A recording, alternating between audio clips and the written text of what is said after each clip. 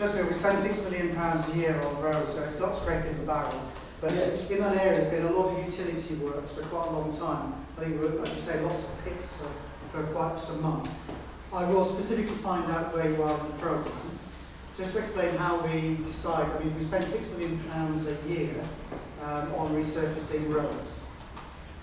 We actually have more miles of roads than any of them combined, so £6 million sounds a lot, but actually doesn't go very far. About 4 years ago, we employed independent consultants, engineers, to inspect every road in the borough. And they then said, they basically graded all the roads, and they told us which were the worst and needed doing first and foremost. So we had a whole list from top to bottom, which were the worst roads, and they were done in order of priority. Now, that doesn't mean that your road doesn't need doing.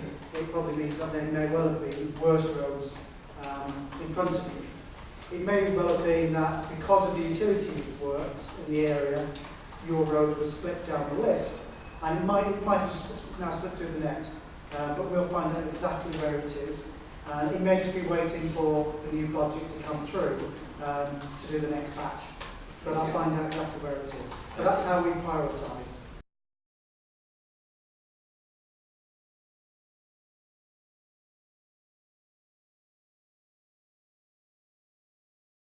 It's true that if it's private property, the pest control service is a charge for service. Always has been. We've always charged private properties, whether it's a residence or a business, or pest control. That's nothing new.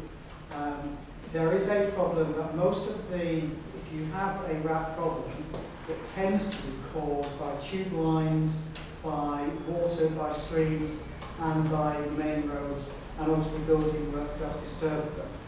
Quite often, because unfortunately when you become a council, you start to learn all sorts of rather boring detail. A lot of the problem with the rats tend to come from land that doesn't belong to farms. So it's tube lines, a lot of the water courses, things like the Dollis Brook, if there's a stream, that land belongs to Thames Water. That's land that we can't go on to treat. That's down to the other undertakers. What we can do to undertakers, that's technical term, the utility companies. We can nag them to treat the area. We do inspect businesses, but the regime changed about 2 years ago. The law changed, and is now it's based on a risk-based system. The council simply can't inspect the number of restaurants and food premises that are now in the borough. I mean, we've all seen the complete explosion of cafes and restaurants over the last 10 years. And the number of environmental health officers, they just simply cannot inspect every property on a regular basis. So it's based on risk. So those premises that are more at risk get visited more frequently. Those that are lower risk get visited maybe annually or biannually. But if you think there's a specific cause, if there's one particular grade of shop that you think is causing the problem through poor refuse collection, because a lot of it is trade waste that is collected by private companies, or it's the way the business is operating, it's specific, we can get that inspected and dealt with. But the difficulty with rats, because we did actually invite, I think it's the relevant government department of the inspections, to make sure that the service we were providing ticked all the provisions that we were required to provide, to make sure it's independent, and we do. The difficulty with rats is actually knowing where to treat. Just putting poison down in gardens is not the answer. You need to find out where they come from. Otherwise, all you're doing is you're just finding dead rats in people's gardens. The difficulty is the rats come from the water mains, the tube lines, rivers, because the River Brent's not far away, all of the culverts under the North Circular, and those properties, that land is not ours to treat. We can't go on to under the North Circular. So all we can do is raise it with Thames Water, the London Underground, London buses if it's the bus depot, and ask them to treat it. But clearly there's a very localised problem here, because You know, we've done lots of these, it's the first time it's come up. So I will give you a guarantee that I'll speak to our chief rat catcher and we'll come down and try and find out what is causing the problem. And if it means that we then have to band heads together with London Underground and the water companies, then I'll do that.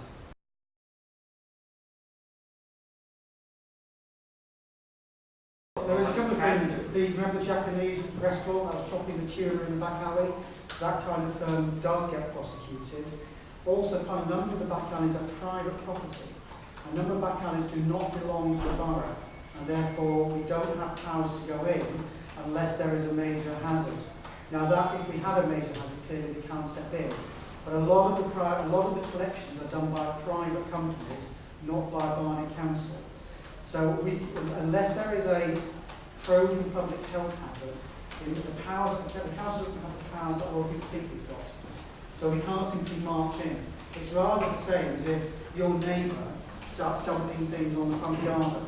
You might not like it, but the council has no powers necessarily to step in because it's private property.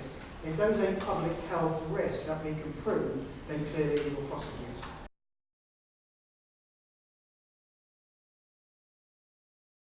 Very different because the refuse collection service is highly efficient, and we get very few complaints about the black wheel bins or the green wheel bins. We have had problems with the contractor that does the recycling.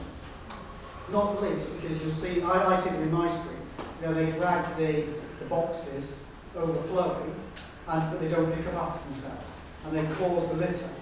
And the contract has just been renewed, and one of the things that the contractor now has to do is clean up after themselves. So a lot of the problems have been caused on the recycling contractor, not the black wheel bin. If you've got specific problems, if you let Cheryl know the exact address, then our supervisor will come around and talk to you and find out the problems. But normally, the black wheel bins is a highly efficient collection service.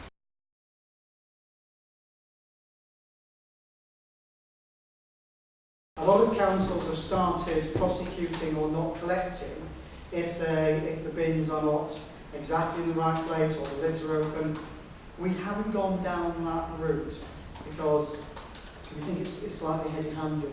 If your bin has to have the lid firmly closed or it won't be collected, then an awful lot of the borough will not get its bins collected. Fortunately, it doesn't quite work. Quite a lot of residents are persistent at overflowing their wheel bins. What we're trying to do is work with residents to reduce the amount of waste going into the bin.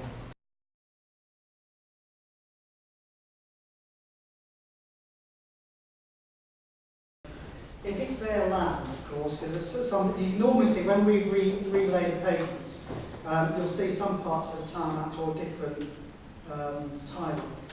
That bit belongs to the shop, and they can pretty much do what they want on that little bit of land in front of their own shop. But sometimes when we've relayed the pavement, we do offer the shopkeeper, do they want their bit relayed? So sometimes you can't tell, sometimes. If it's theirs, very little we can do about it. If it's ours, we can stop them encroaching too much on the pavement, but we can't impose taste, because that's very subjective. So you and I may hate it, but it's a very, taste is a very subjective thing. If it's narrowed, I think it's something like 2.4 metres. I am getting very sad now. If you get, I think it's 2.4 metres is the minimum requirement to get buggies and wheelchairs through. If they encroach beyond that, then we can take action.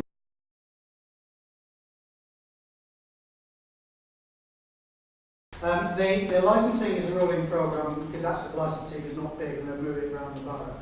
You can ask if a particular premises has a licence. If they don't, but they're on the pavement, then you just need to ask the question, is it because it's their land or is it because they don't have a licence? That information should be available.